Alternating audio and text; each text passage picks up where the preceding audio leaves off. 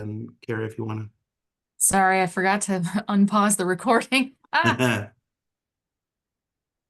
Okay, so we'll go back to an hour every other month and Adjust accordingly. okay.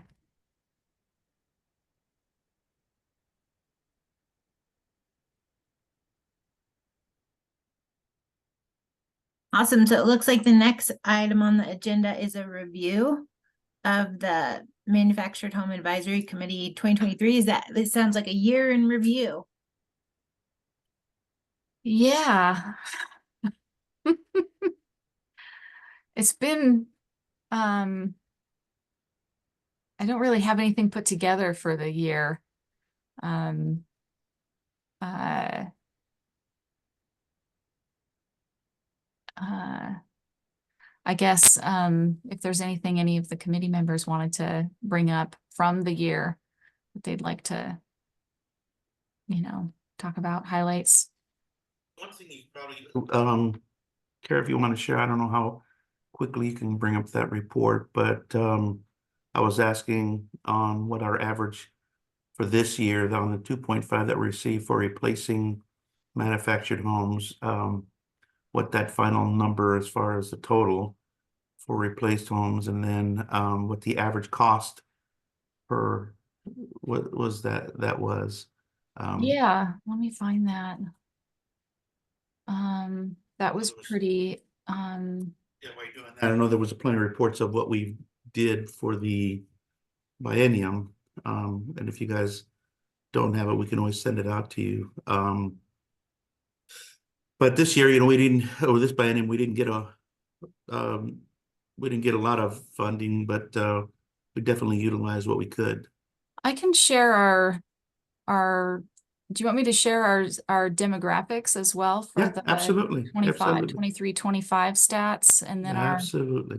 compared to our numbers from the 2021, 23 biennium. That'd be great. And then our average cost per replacement for this biennium, because it's 18 projects, and I think I don't have that on this sheet, and I'm going to find the email I sent to you and Everett. It was it'll just take me a second, so if you guys want to talk about something else while I find that. Yeah, if I remember correctly, I think the number was 123,000 average. Loan and grant combined. Yeah. Replacement loan and decommissioning grant combined per project was 123,000, which is fairly low compared to where they're about 600,000 a door.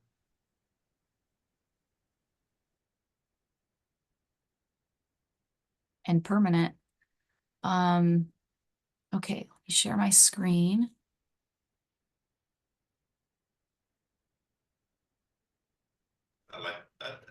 That's the one thing is that we try to reiterate to our agency is that our average cost is 123,000, and the client owns the home and rents a space, where on affordable rental housing nobody owns anything. It's a door at $600,000, and all you get to do is rent it. So that's the biggest difference for us anyway. So it's usually a 3 to 1, 2 to 1.5. I'll go with that just to be fair. Oh, and this one isn't updated, actually. We have more projects since this is November, we have January now. So this will actually be 19 projects and 46 people. This is updated to 2.2 million in Great. funds. This is Rose from CASA. Can you email that to us, to the committees?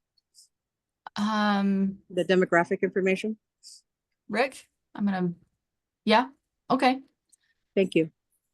Yeah, no problem. I mean, this is all public knowledge anyway, so Okay. yeah, and I think I was talking and I was on mute on, and forgive it if I'm repeating myself if I did. I couldn't tell if I'm mute or I'm mute or not.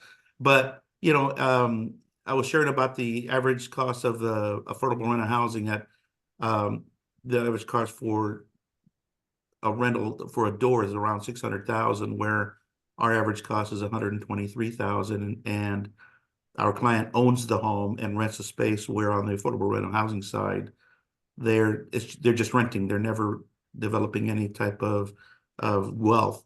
And then that's easily for easily 2.5 to 1 ratio when you're where you're creating wealth of at least they're owning their home, as opposed to just renting and never really going anywhere with that. But that was my only real, that's what we always try to stress, and in our agency, is just always talking about why this program is so important. And I'm gonna follow with that with, well, these numbers don't seem huge when you have, 17 home replacement projects, and 10 of those are households with incomes under 50% of area median income. So, over half are folks in, households in the very low income range. I think that's significant, even though it's a small number of home replacement projects for the budget that we had for the biennium. It's significant, the folks that we are reaching. And this biennium, I'm going to point out again that the ratios we have are leaning more into the nonprofit and preserved parks as well. I think we were in the 60-40 range, leaning more into fee simple last biennium, and it's pivoted to the 60-40, leaning towards the preserved parks in this biennium.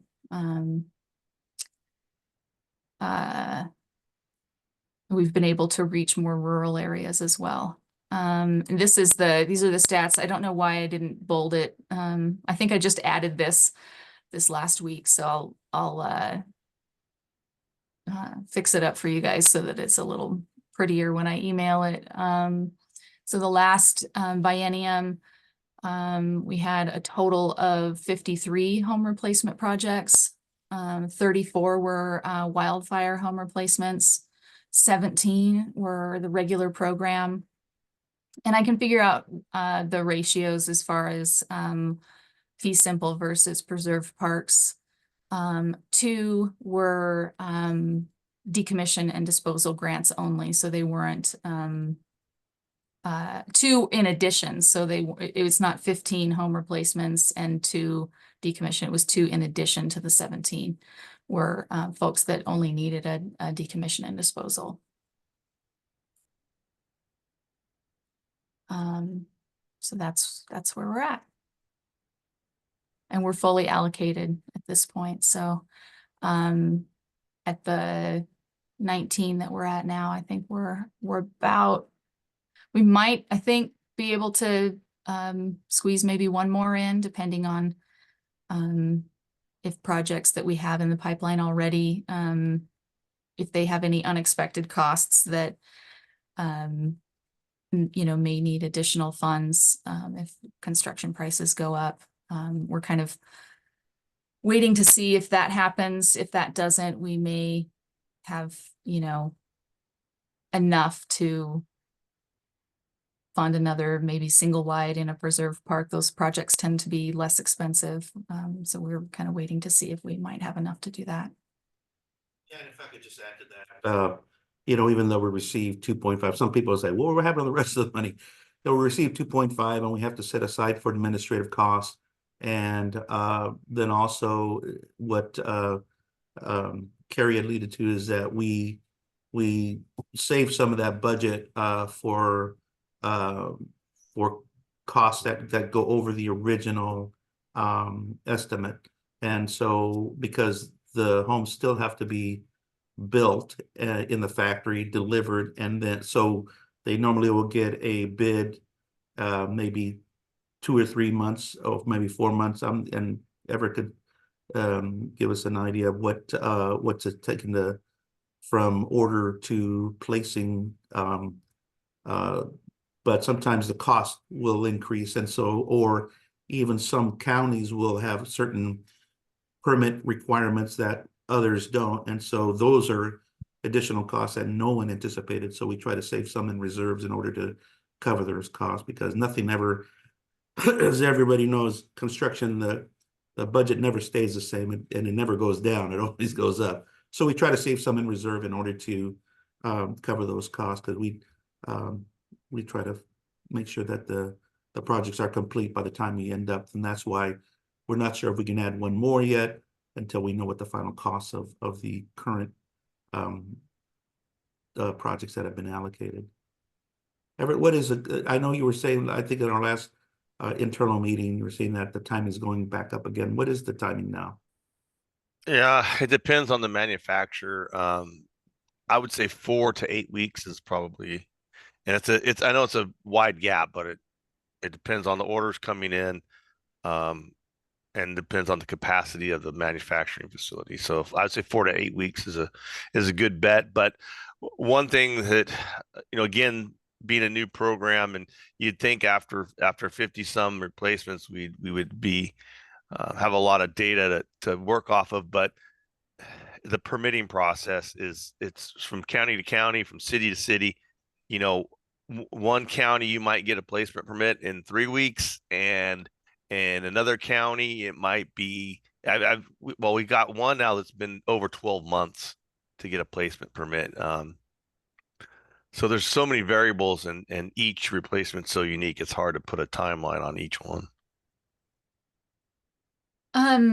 Everett, how many of the 17 projects we do have in the pipeline for this biennium would you say are kind of up and going, as far as homes ordered, and or at least deposits down, and kind of permits going and rolling?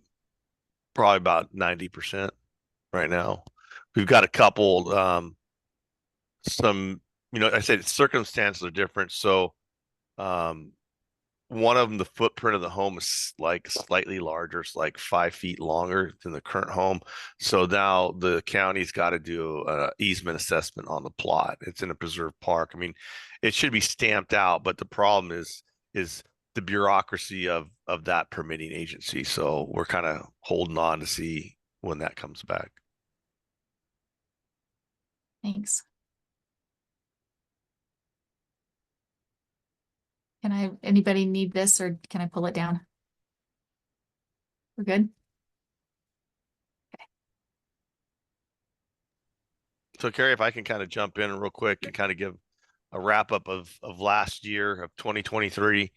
When you look at the first quarter of 23, especially for our program, we had gone through a lot of program rewrites, and building a new program, it takes a lot of trial and error and a lot of testing. And so by the first quarter of 23, I think we figured out, what we want this program to look like and how we want it to be executed. So there was a lot of work that was done in 22 to get where we're at in the first quarter of 23. But at the same time, we were still wrapping up a lot of the wildfire stuff. And as our team can attest, there was a lot of issues with the wildfire stuff.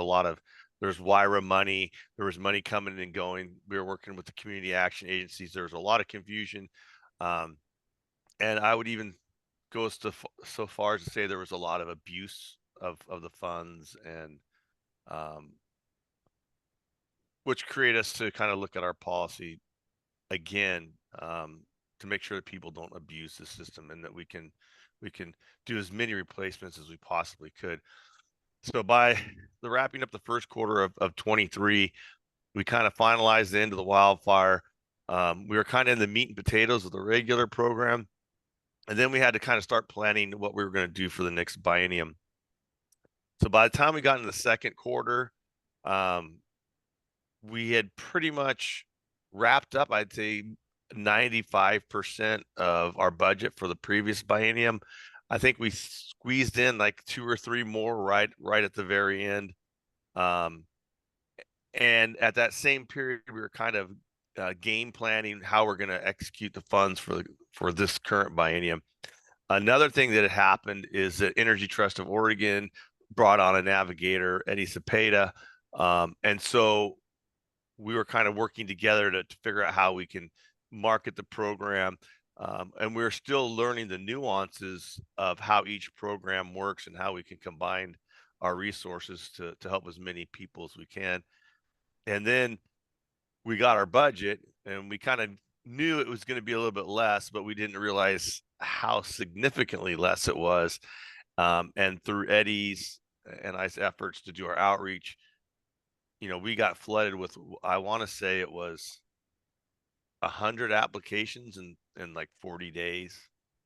And so then we're back trying to process 100 applications in a short amount of time. And I think by 60 days, I think we had fully allocated our funds. So what it looked like for us is if you look at the last biennium, yeah, we had kind of a push for wildfire survivors, but at the most part, the applications came in at a pretty even flow, and we were able to process them, help the client move their project, go to the next one. And now we're stuck with 19 projects all at once. So Eddie and I are really bogged down with working with the clients, working through the permitting issues, working with the home dealers, trying to find contractors. And it seems to me that there's a couple of the larger manufactured home contractors that are looking at retirement. So the difference between a general contractor and a manufactured home contractor is a general contractor can do all the work on a manufactured home except for actually placing that home, and that requires a special license through building codes. It's a manufactured dwelling placement license, and there's not a whole lot of contractors out there that have this license. So as the wildfire homes start coming in, as interest rates go up, manufactured homes are becoming more attractive. We're seeing a little bit more demand from the factories. These contractors are getting backlogged on their schedule, so projects are taking a little bit longer. So where we're at today, I think we're in a good position right now. We're working with a lot of clients. The only downfall is we're just unfortunately out of money. We're still probably getting, I would say I'm getting 5 to 10 inquiries a month about the program. So there's still a pretty good demand for the program. Any questions? Yeah, there's one in the chat from Rose about that's a great question, Rose. About a post survey to get feedback from the homeowners. I'd love to hear from the homeowners, especially after their project is complete. Both at the end, when they're getting the keys, when they're moving in, about the process of their home replacement, but also, maybe a year later, to find out,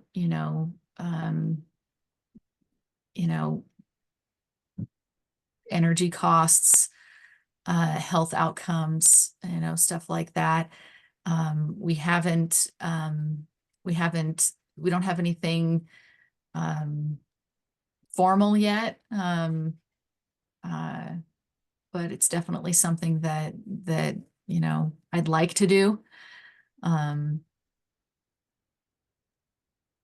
Yeah, and like I posted on there that we're asking them to sign a waiver so that we can use their comments publicly, but we're also planning to be, one of us on staff will be at these when they're getting either the keys or when the home is delivered, just to be there and just to see the reactions, get pictures, that type of thing. So and that's really where the best reaction I would believe is going to be. It's not we always kind of fight this internally is, you know, it's not a very romantic in the sense of we're serving a lot of people. But then our comment is always, but it's that whole starfish thing but for these people, it's everything. So, replacing their home that they're struggling with a brand new one is, you know, that goes so far in what we're trying to do, and just getting their reactions either on paper or in pictures is well worth the effort to be out there and doing what we're doing. Yeah, I can say, Yeah. these people we've really changed a lot of lives through this program. I got a lot of Christmas cards, emails, voicemails, texts from our clients, and it's such a huge difference in their lives, because if you can see the condition of some of these homes we're replacing, first of all, you can't believe that somebody lives in some of these homes. I'm talking black mold, leaking roofs, you know, the subflooring was MDF, so, you know, giant holes in the floor, spongy floors. They can't walk they got pieces of plywood laid on their floor to walk from their bedroom to their bathroom, and now they're in a new energy efficient, comfortable, safe home. It's huge for these people. But yeah, I think we probably need to look at doing some kind of follow-up with these people.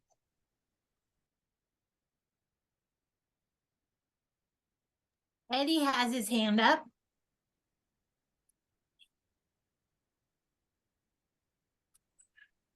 So yeah, like Ever said, this really does make a huge impact. Just talking to some of these families, one, they were homeless before they moved into their manufactured home. The dad to the husband that's in the home actually lent them the money to purchase the home, and but they were homeless before this. So this is something huge for them. This is like, every time you talk to the wife, she like tears up because this is huge. Another family over in Two Rivers over in Gladstone. I mean, you know, when people think of their future, they don't ever think they're gonna be, you know, in a wheelchair, you know, or something happened to them. And I think that's what happened to one of the families. You know, they ended up in a wheelchair, and you know, they have a home that they spend all their money on. And the older manufactured homes have the small, narrow hallways. So it's really hard to move around in a wheelchair in those. So that family this is huge for them, you know. They redid everything, you know, they made sure that the bedroom was, you know, closer to the living room. The doorways are big enough to access, you know, with a wheelchair. Counters lower, everything. You know, so this is really huge for a lot of these people. And I'm really, really happy to help with this program. I'd like to follow up with that. I was shocked at how low the cost is to make those ADA changes to a base floor plan in a manufactured home, to widen the hallways, to widen the doorways, to lower countertops, switch bedroom configurations around. It just stunned me that the cost to do that on a new manufactured home it's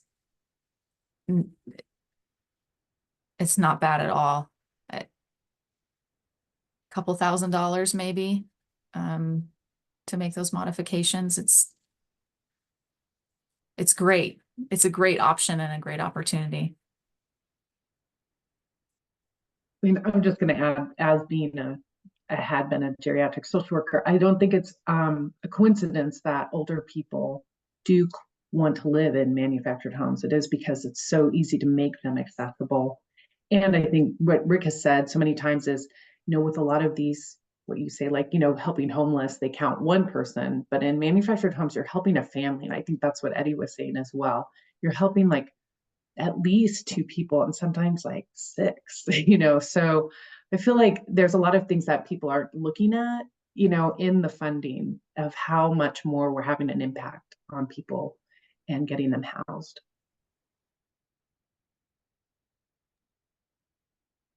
I know that some of the people that I've been working with, when we first started applying, they were just they were trying to go for the bare necessities. I know there was one family that that I had gone with, and they're actually a Korean speaking family. You know, I couldn't communicate with the man except with my phone. But the wife did speak a little bit of English, and when they wanted me to go with them to the retailer, they wanted me there. And every time they've gone to the retailer, they wanted me there. They wanted me there to help support, you know, what they're doing. I was like, okay, yeah, sure, I'm there. You know, that's my job, is to help, you know, navigate through this with you guys. And as the retailer sitting there, they're like, oh, this right here, this is an upgrade. To like upgrade. Yeah, this will cost a little bit more. It's like, nope, don't want it. Just want the basic home. We don't want more money. We just want a home. Well, okay, well, what about these countertops? No. Is that more? Yeah, no, we don't want it. These windows right here, this will brighten up your home. Yeah, is that extra? Yeah, nope, we don't want it. And it just humbled me. I'm like, wow, you know, and a lot of people did the same thing. A lot of people just asked for the bare minimum. And if they got anything, they got very little things, you know, and that just really helps, you know, extend the project a little bit more for others as well. And just to piggyback on what Eddie said, Eddie and I visited a family out in Rimrock in Madras, and when we were visiting with the family, the husband had recently had a leg amputated, and I noticed on their floor plan they had no ADA modifications for this. And you know, we tried to do a really good job explaining to them that, you know, ADA access, you know, that's totally within the purview of the project, but they didn't want to spend the additional money for ADA upgrades. So after Eddie and I met with the family, you know, we talked them into say, yeah, we have funding for this. This is the purpose. And they actually did get some ADA. They got a ramp and they got some bigger doors and to accommodate that. But yeah, I was, these people are a lot of these folks, you know, they're just fortunate to really change their living conditions, and for the most part, they're not really abusing the system. I mean, we can talk about wildfires, and that's just a whole different story, and probably don't leave that one in the past.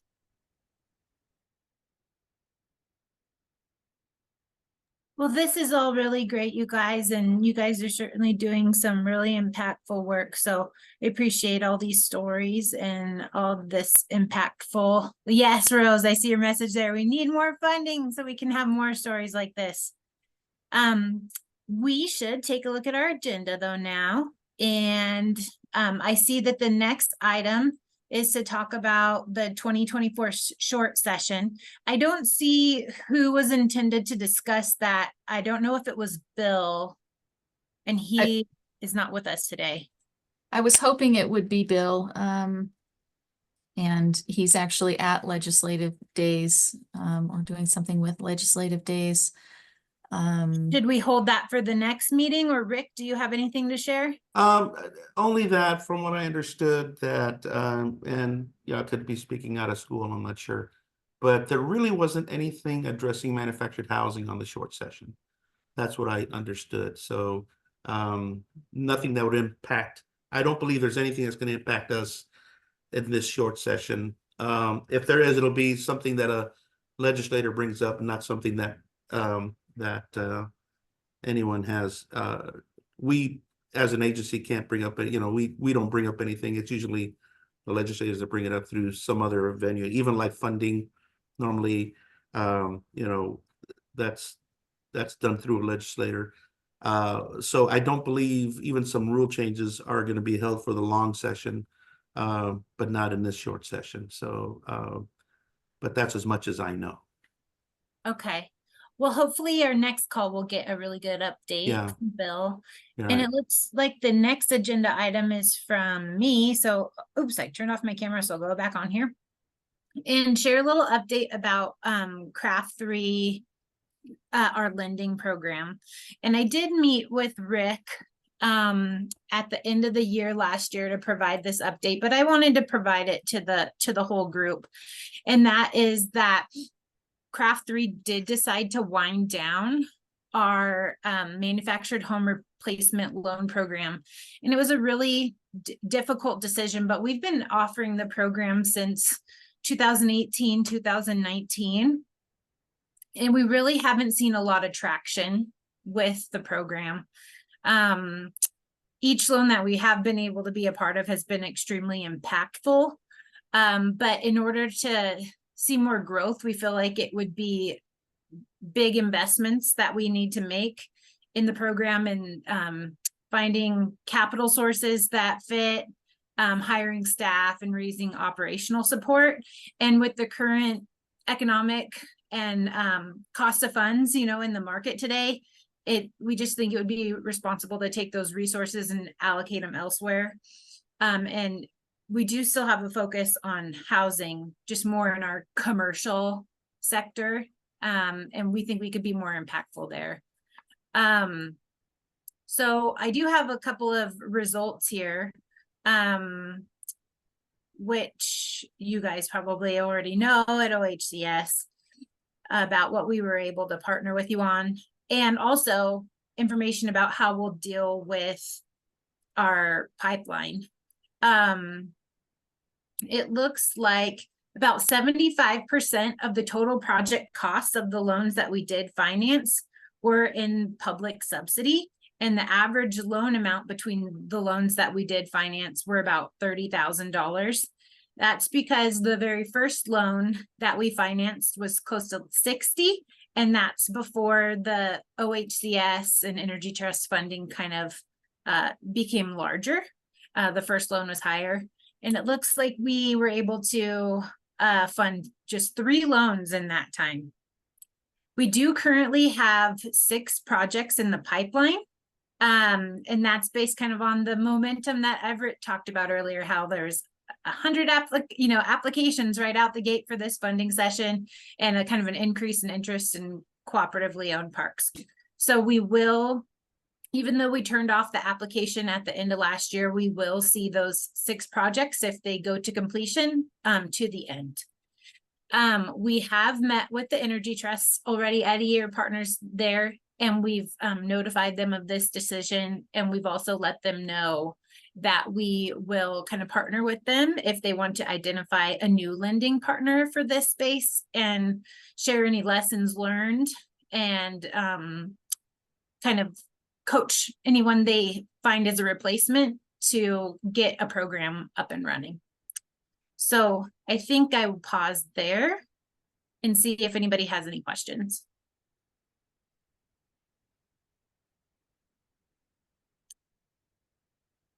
Thank you, Rose. It is a really tough decision.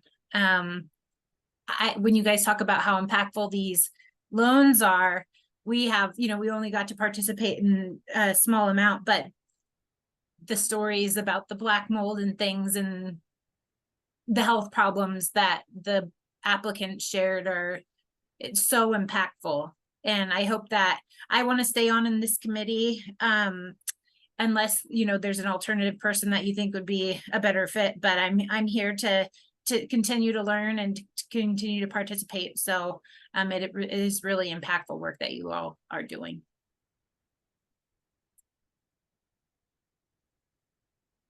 Well, you're definitely here through the biennium. Yeah. And we thank you for staying around. Yes, thank you, Rick. All right. Well, I'll stop talking about all that unless you have questions, and you're also free to email me directly. I'll type my email into the chat. It looks like the next agenda item is committee goals, and any agenda items that we might want to, jot down for 2024 meetings. So does anybody have any thoughts about where we might want to head in 2024 for our meetings here?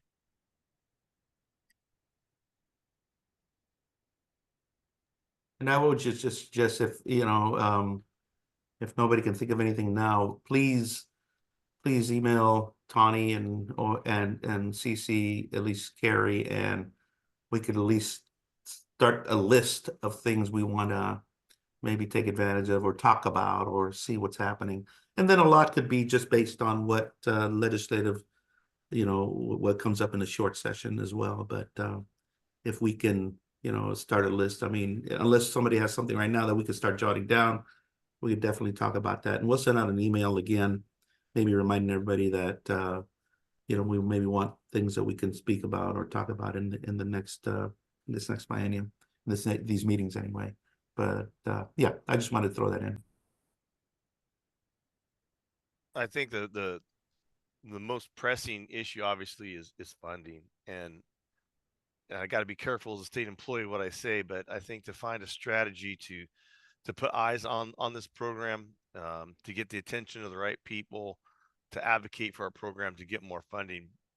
I just think that at our current level of funding, all we're doing is just sticking our finger in the hole, and it's a temporary fix. And I think even doubling our funding would go so much further, and I think that should be a priority for this group.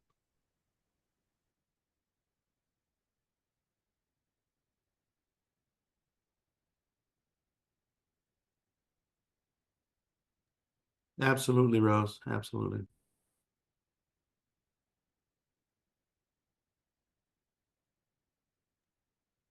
All right, everyone. Well, it sounds like we might be winding down. I don't want to close it out too soon, but any last agenda items, ideas, or thoughts for the good of the order? Hi, this is Lauren Winters, and if Teddy's on, it may be a good opportunity for him to introduce himself as the new DFR representative to the committee. Teddy, are you there? Hello? Yeah, can you hear me? I can hear you. Can the group hear you? Yes. Yes. Okay, take it away. Lauren to Teddy. All right. Thanks, Lauren. I'm Teddy Bodega. I am a policy analyst with the Division of Financial Regulation. And admittedly, this is a new area for me, but I look forward to working with the group. And I believe Kari has my contact information. I'll be on meetings, and this was a really helpful and informative meeting for the start of the year, and it really helped me get to learn more about your group. So yeah, looking forward to working with everyone. Thank you. A quick question. I'm not sure if everyone's familiar with what you do, but maybe would it be possible maybe at the next meeting we can maybe have you just give us an idea of what exactly all the different things that you guys do in your department there? Yeah, that'd be great. I'm happy to do that. Lauren? I was going to say, what we might do to be very helpful is what we do is really license the dealers and the park owners. And also not our division, but our agency also has the forms that you guys talk about all the time for recording the ownership when a manufactured home is purchased. So I think that what I'll help Teddy do is pull together all the information that we have for 2023 so that you guys can take a look at that, as well as the loan originator,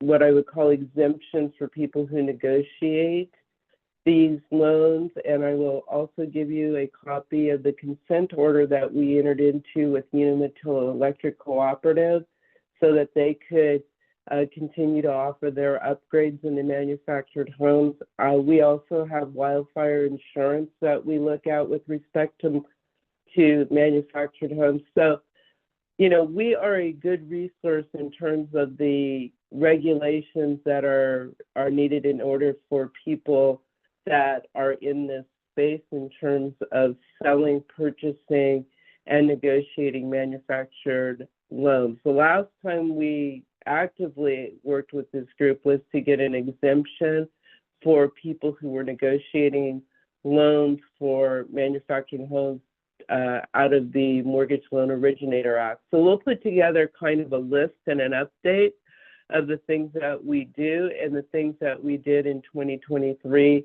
to help you guys do your job. That'd be fantastic. I got a quick question for you because it's always one that, and I'm not sure if you'd be able to help us or not, but would your team or your group have access to what the current number of manufactured homes are in Oregon? I know there's different websites, but you're never sure if that's the number. Would you guys have closer to an accurate number at all, or know where to get that? We probably could assist you in some way. I don't know which way we gather the information. I know that my division would have the number of licensed dealers and park owners. That would be one way to figure it out. But you know, the best division in our agency that probably has that number, a recorded number, would be building codes, because once you purchase a home, what you're supposed to do is actually register it with DCBS through our building codes. So they would probably have a full scope of how many registered homeowners there are in the state.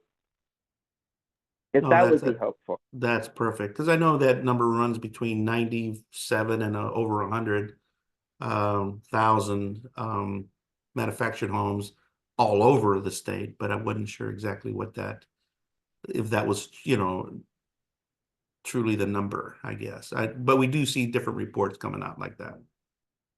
I think the other thing that is really important as you guys, you know, go through new ownership with consumers in the state is to put together the packet for registering their homes, because although it's a very simple website and the instructions are very simple, as you know, when you are dealing with consumers who are new to the system, or English is a second language, or they are not internet sophisticated, what comes naturally to a different generation of consumers can be completely daunting and overwhelming. So I think that having those forms available and having the link available to register that manufactured home is probably very useful to you. So we'll put that link together for you so that you can download those forms and make it easier for people to fulfill that process. Perfect, thank you.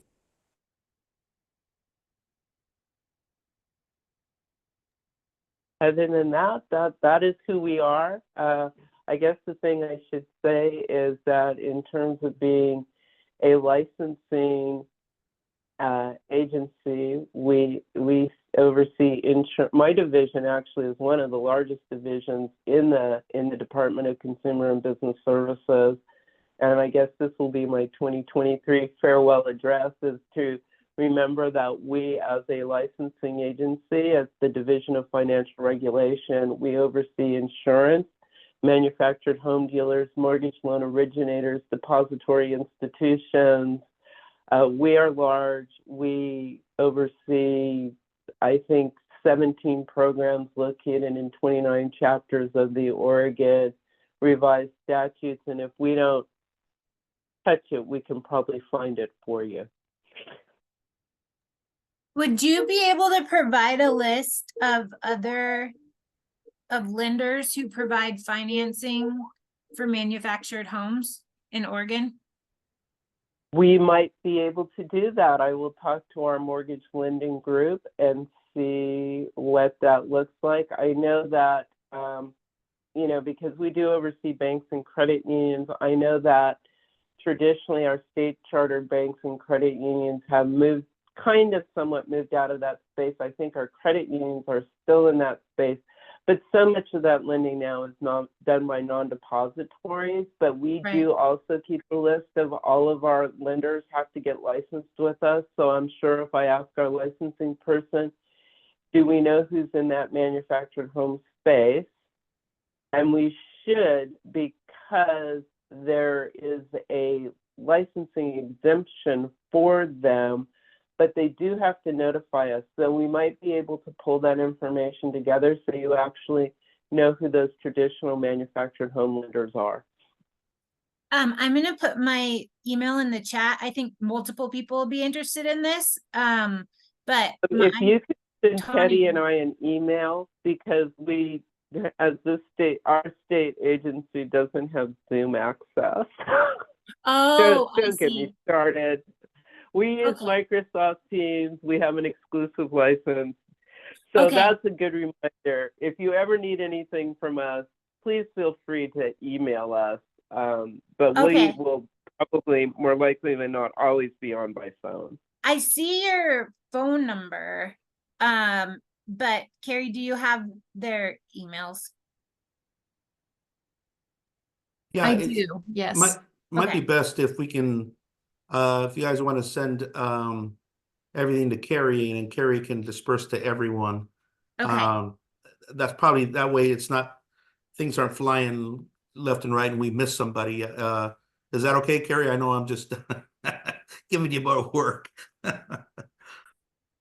Yes, it would be great. It would be great, Carrie, to get this list, both probably for Energy Trust and OHCS to think about potential lending partners if since Craft 3 is kind of stepping out of this space. And I see your note also, Rose. Thank you.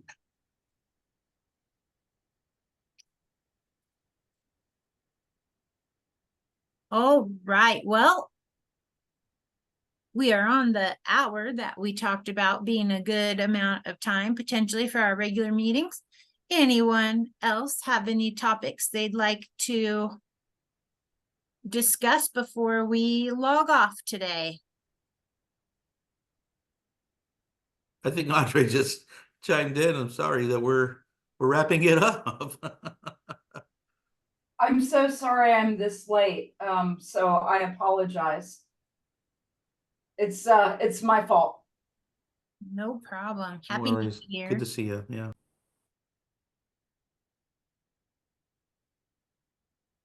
All right, everybody. Well, then have a good cold January. Stay warm. Thank you. Bye, Take everyone. care, everyone. Take care. You. Bye.